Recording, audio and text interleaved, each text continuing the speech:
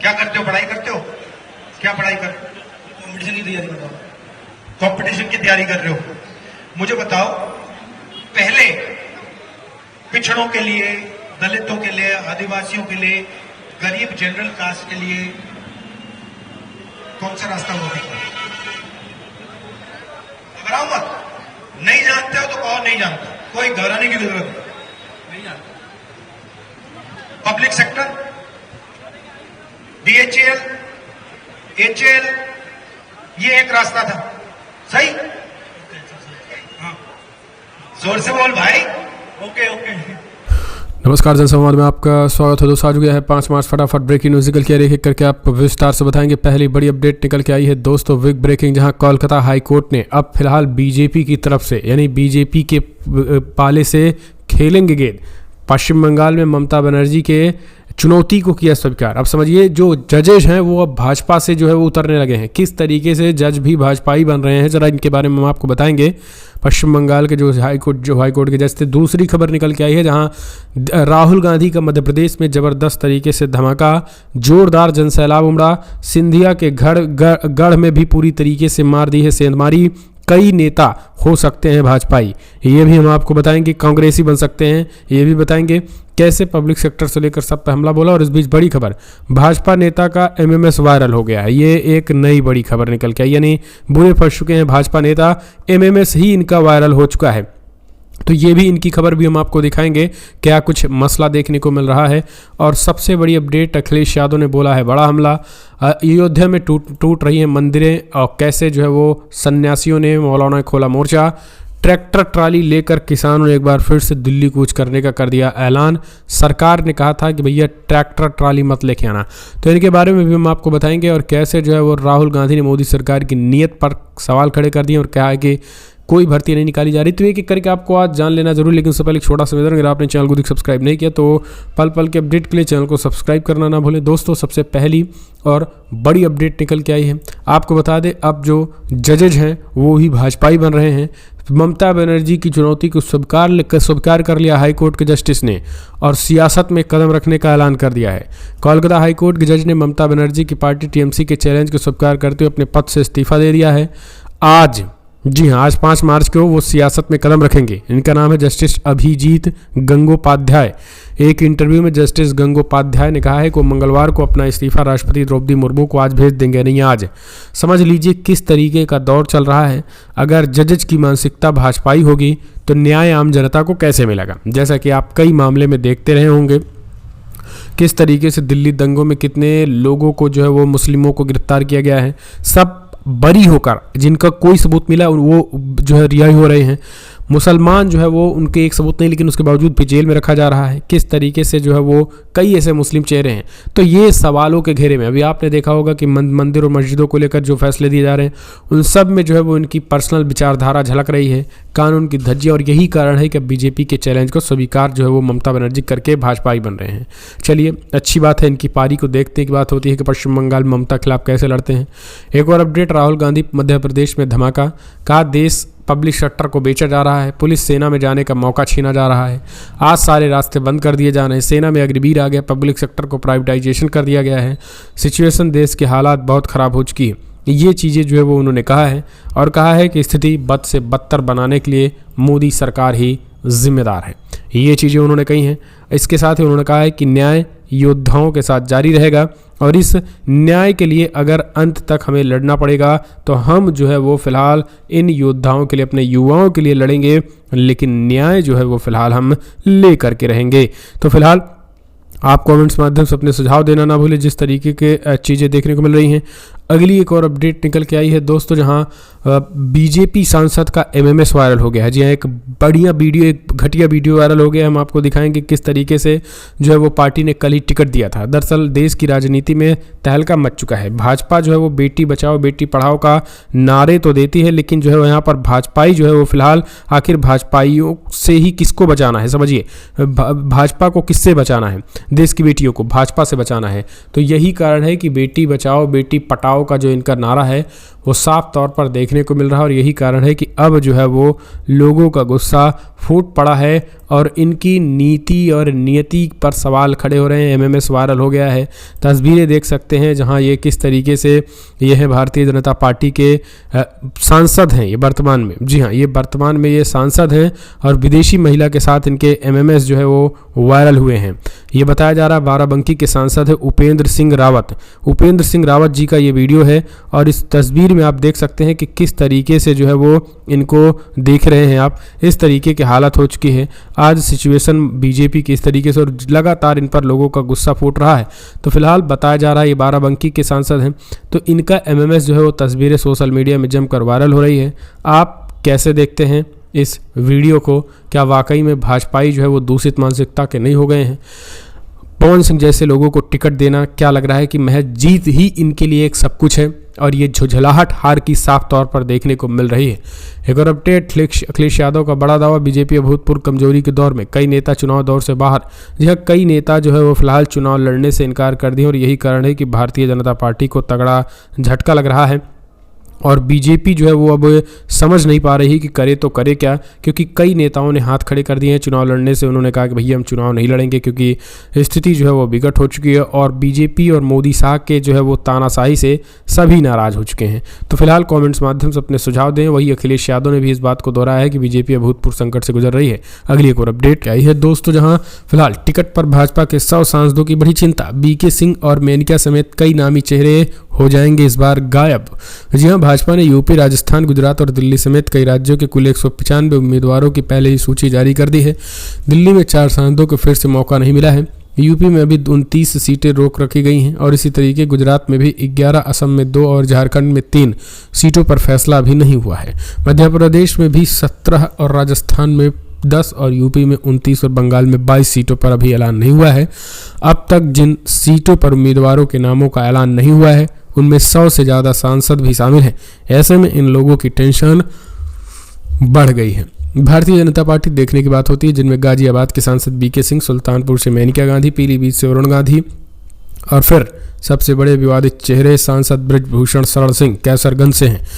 तो ये चीज़ें उन्होंने देखने को मिल रही। एक और अपडेट, किसानों ने भरी हुंकार, बगैर ट्रैक्टर ट्राली नहीं जाएंगे दिल्ली। पंजाब और हरियाणा किसानों ने सरकार को बता दिया प्लान। जी हाँ, दरअसल किसान एक बार फिर दिल्ली कूच की तैयारी कर रहे हैं। बुधवार को वे सीमाओं पर सक्रिय हो गए हैं। हालांकि किसान नेता साफ इनकार कर रहे हैं, वे बगैर ट्रैक्टर और ट्रालियों के आगे नहीं बढ़ेंगे। दरअसल सरकार ने किसानों को बस या ट्रेन का इस्तेमाल करने का सुझाव दिया था। किसान 10 मार्च को रेलगाड़ियां रोकने की भी योजना बना रहे हैं। समाचार एजेंसी ANI से बातचीत में किसान नेता सरवण सिंह पंधेर ने कहा है कि हम किसान यही खनौरी और शंभू सीमा पर रहेंगे। हम अपने ट्रैक्टर और ट्रॉलियों के बिना आगे नहीं बढ़ेंगे।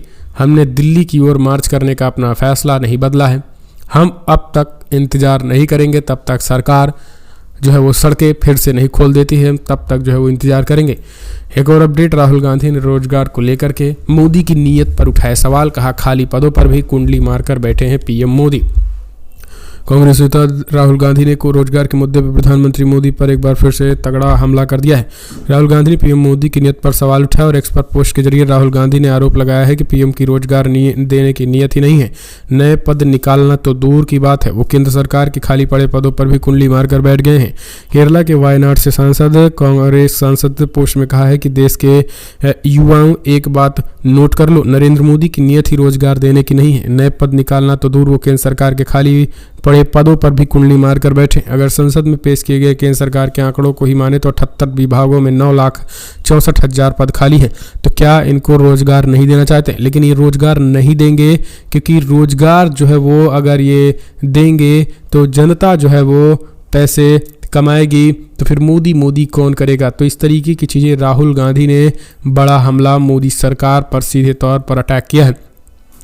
एक और खबर निकल के आई है दोस्तों, आखिरकार अयोध्या में टूटने जा रहे हैं कई मंदिर। बड़ी खबर निकल के आई है जहां रामानुजन पीठ से जगत गुरु ने पीएम मोदी से लगाई गुहार, कहा भैया मंदिर मत तोड़ो। जी हाँ, ये मोदी सरकार ही तुड़वा रही है। दरअसल उत्तर प्रदेश अयोध्या में पुरानी मंदिरों को ध्वस्त न करने को लेकर रामानुजा पीठ के जगत गुरु स्वामी वासुदेवाचार्य महाराज ने प्रधानमंत्री मोदी से गुहार लगा दी है। दरअसल अब साधु संतों का गुस्सा फूट पड़ा है। उनका कहना है कि इस तरीके से मंदिरों का तोड़ना यह किसी भी कीमत पर ठीक नहीं है। प्राण प्रतिष्ठा प्रतिष्ठा मंदिरों को न तोड़ने की अपील की। उन्होंने इस दौरान संकेत दिए हैं कि ऐतिहासिक रामानुज मंदिर को तोड़ने से जुड़े आदेश को लेकर अयोध्या में संतों की बड़ी नाराजगी है। तो दोस्तों यहाँ पर दरअसल सरकार एक अपनी स्टाइल में काम करती है, उन्हें मंदिरों और मसाजिदों से मतलब नहीं है, उन्हें बस केवल एक भव्य राम मंदिर बन गया तो फिर वहाँ की तमाम छोटी छोटी मंदिरों को तोड़ दिया जाएगा। और यही कारण है कि अयोध्या के साधु संतों ने जितनी खुशी अयोध्या में राम मंदिर बनने की थी, उससे ज़्यादा दुख जो है, उससे ज़्यादा गुस्सा अब अयोध्या के संतों में मंदिरों को तोड़े जाने को होने लगी है। एक और अपडेट निकल के आई है, केजरीवाल भी ला दिए हैं लाडली बहना वाली स्कीम। दिल्ली महिलाओं को हर महीने 1000 रुपये। लोकसभा चुनाव पहले दिल्ली सरकार ने बड़ा ऐलान कर दिया। मध्य प्रदेश के पूर्व मुख्यमंत्री शिवराज सिंह चौहान की राह पर चलते हुए केजरीवाल भी लाडली बहन वाली स्कीम लेकर आए हैं। दरअसल दिल्ली सरकार का 10वां बजट पेश करते हुए दिल्ली की वित्त मंत्री अतीसी ने मुख्यमंत्री महिला सम्मान योजना का ऐलान कर दिया है। फिलहाल अतीसी ने कहा है कि मुख्यमंत्री महिला सम्मान योजना के तहत 18 साल से ऊपर की हर महिला हर महीने 1000 रुपये दिए जाने का उन्होंने ऐलान कर दिया है। तो ये एक बड़ी अपडेट निकल के आई है और दिल्ली के वित्त मंत्री के इस ऐलान के बाद फिलहाल लोकसभा चुनाव से पहले इंडिया गठबंधन को फायदा ही फायदा। एक और अपडेट, सदन में नोट लेकर दिया वोट या भाषण तो चलेगा केस। सुप्रीम कोर्ट ने पलटा 1998 का फैसला, एमपी एमएलएस को छूट नहीं। दरअसल सुप्रीम कोर्ट ने फिलहाल सोमवार को कहा है कि सांसदों और विधायकों को सदन में वोट डालने या भाषण देने के लिए रिश्वत लेने के मामले में अभियोजन से छूट नहीं होती है। प्रधान न्यायाधीश डीवाई चंद्रचूड़ झारखंड मुक्ति मोर्चा झामुमो रिश्वत मामले में 5 न्यायाधीशों की पीठ द्वारा सुनाए गए 1988 के फैसले को सर्वसम्मति से पलट दिया। 5 न्यायाधीशों की पीठ के फैसले के तहत सांसदों और विधायकों को सदन में वोट डालने या भाषण देने के लिए रिश्वत लेने के मामले में अभियोजन से छूट दी गई है। तो ये बीजेपी सरकार के लिए भी तगड़ा झटका है कि पैसे लेकर के जिस तरीके से भाजपाइयों का महिमा मंडन कुछ विपक्षी दल के लोग करने लगते हैं, उसके लिए भी एक झटका है। एक और अपडेट, ईडी की 8वीं समन। जी हाँ, 8वीं बार पेश नहीं हुए केजरीवाल, समन बताया गैर कानूनी। दोस्तों, दिल्ली के मुख्यमंत्री और आम आदमी पार्टी के संयोजक अरविंद केजरीवाल आज भी ईडी के सामने पेश नहीं हुए हैं। फिलहाल केजरीवाल के सवालों का जवाब देने के लिए तैयार हो गए। केजरीवाल ने ईडी की ताज़ा समन का जवाब देते हुए कहा है कि वो 12 मार्च के बाद वीडियो कॉन्फ्रेंसिंग के माध्यम से एजेंसी के सामने पेश होने को तैयार हैं। प्रवर्तन निदेशालय ने इससे पहले भी केजरीवाल को कई समन जारी कर दिया है, लेकिन उन्होंने इन समन को वैध बताया था और वो केंद्रीय एजेंसियों के समक्ष पेश नहीं हुए थे, लेकिन अब ऑनलाइन पेश होने का ऐलान कर दिया है। एक और अपडेट निकल के आई है, जहाँ पीएम मोदी ने कहा था मुझे माफ़ नहीं किया जाएगा। साध्वी प्रज्ञा ठाकुर ने कहा शायद मुझे पीएम मोदी ने माफ़ नहीं किया। दरअसल साध्वी प्रज्ञा सिंह ठाकुर का टिकट भोपाल से कटने के बाद लगातार जो है वो प्रज्ञा सिंह ठाकुर का बयान निकल के आया है। वो जो है वो कह रही हैं कि मोदी ने हमें माफ़ नहीं किया। बात साल 2019 में पीएम मोदी ने कहा कि वो प्रज्ञा ठाकुर की तरफ से दिए गए बयानों से खुश नहीं और ऐसे लोगों को वो माफ़ नहीं करेंगे, और यही कारण है कि अब ये साफ तौर पर देखने को मिल रहा है। लेकिन अब देखने की बात होती है कि क्या जो है वो चुनाव तो अभी बीता नहीं और टिकटों के भी बंटवारे पूरे खत्म नहीं हुए, लेकिन क्या आने वाले समय में भाजपा कुछ ऐसा कर सकती है। एक और अपडेट निकल के आई है, अगली खबर, जहां फिलहाल कांग्रेस पार्टी ने बोला बड़ा हमला, पटना राजनीति का केंद्र, वहां है पलटी के उस्ताद पलटू राम, उदय जयराम का नीतीश कुमार का पर बड़ा हमला। दरअसल आपको बता दें, कांग्रेस पार्टी ने फिलहाल बड़ा हमला बोला है और कल जो है वो बड़े पैमाने पर जो यात्रा देखने को मिली और जो जनविश्वास रैली देखने को मिली पटना में इंडिया गठबंधन के, उसमें जयराम रमेश ने भी बोलते हुए नीतीश कुमार पर बड़ा हमला बोला और पलटी के उस्ताद बताया है। उन्होंने कहा है कि बिहार जो है वो राजनीति में बड़ा केंद्र है वहाँ पर, लेकिन यहाँ पर एक पलटू के उस्ताद हैं, वो राजनीति को गंदी कर रहे हैं। तो इस तरीके की चीज़ें जो है वो कहते हुए दिखाई दे रहे हैं। फिलहाल कमेंट्स के माध्यम से आप अपने सुझाव देना ना भूले। पल पल के अपडेट के लिए चैनल को सब्सक्राइब करें। क्या करते हो, पढ़ाई करते हो? क्या पढ़ाई कर? कंपटीशन की तैयारी कर रहा हूँ। कंपटीशन की तैयारी कर रहे हो? मुझे बताओ, पहले पिछड़ों के लिए, दलितों के लिए, आदिवासियों के लिए, गरीब जनरल कास्ट के लिए कौन सा रास्ता हुआ करता है? घबराओ मत, नहीं जानते हो तो कहो नहीं जानते, कोई घबराने की जरूरत नहीं जानता। पब्लिक सेक्टर, बीएचईएल, एचएल, ये एक रास्ता था, सही? हाँ, जोर से बोल भाई। Okay okay. पहला ये था। दूसरा रास्ता था, अगर कोई देश की रक्षा करना चाहता था, सेना में जाना चाहता था, वो दूसरा रास्ता था। आर्मी में एक जवान की लिस्ट आप निकालते, उसमें आपको दिखता गरीब जनरल कास्ट के लोग, पिछड़े, दलित, आदिवासी, माइनॉरिटी सब भरे होते थे। फिर सरकारी नौकरियां होती थी, स्कूल, अस्पताल, इसमें गरीब लोगों को जॉब मिल जाती थी। मिलती थी नहीं मिलती नहीं मिलती थी। सब रास्ते बंद कर दिए। आर्मी वाले रास्ते को अग्निवीर बना दिया। अभी बताओ, आर्मी वाले को अग्निवीर बना दिया। उसके बारे में अभी थोड़ा बताऊंगा आपको। पब्लिक सेक्टर को पूरा प्राइवेटाइज कर दिया। पब्लिक अस्पतालों को उन्हीं 20-25 लोगों के हाथ कर दिया। स्कूल कॉलेजेस को उन्हीं 30-40 लोगों को पकड़ा दिया।